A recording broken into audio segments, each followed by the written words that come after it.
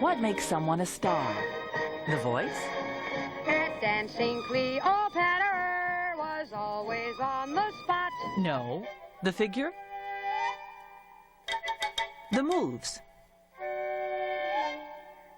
Well, it must be that certain something. What have you got on? Jammies. And whatever that something is, June Allyson certainly has it. Yet becoming a star was not easy. Oh, sure, and I can dance and stand on my head.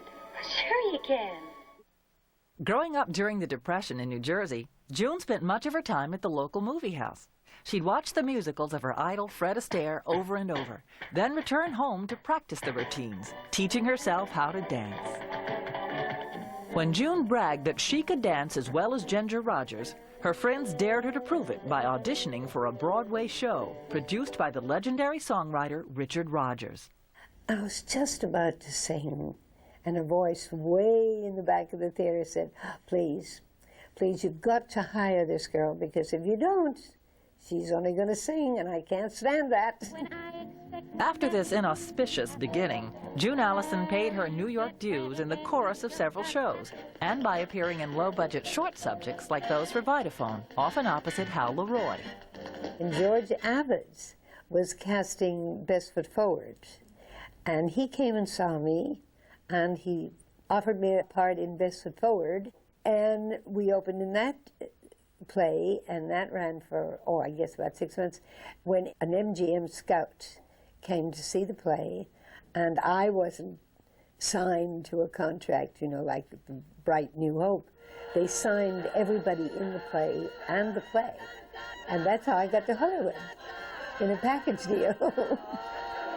Gee, you look swell. But it wasn't smooth sailing from there. In her few minor musical roles, June Allyson had yet to impress studio head Louis B. Mayer. The budding star was on the verge of being dropped when she did impress the right person, producer Joe Pasternak. He convinced Mayer to look at June's screen test again, saying, she isn't pretty, she certainly isn't sexy, and she doesn't dance all that well, but she's got something. Mayer agreed and put that something to good use in Two Girls and a Sailor, June's first starring role. Me? Yeah, you. Now well on her way to stardom, June began to broaden her range away from musicals and into dramas. I think the studio felt that I cried better than I sang or danced. Then they started moving me toward dramatic roles. I wanted to be a dramatic actress. After a while, I finally learned that that's what I wanted to be. And so it was great. June Allyson's special qualities graced film after film throughout the 40s and 50s. That certain something carried her a long way from her humble beginnings, all the way to being one of MGM's most popular stars.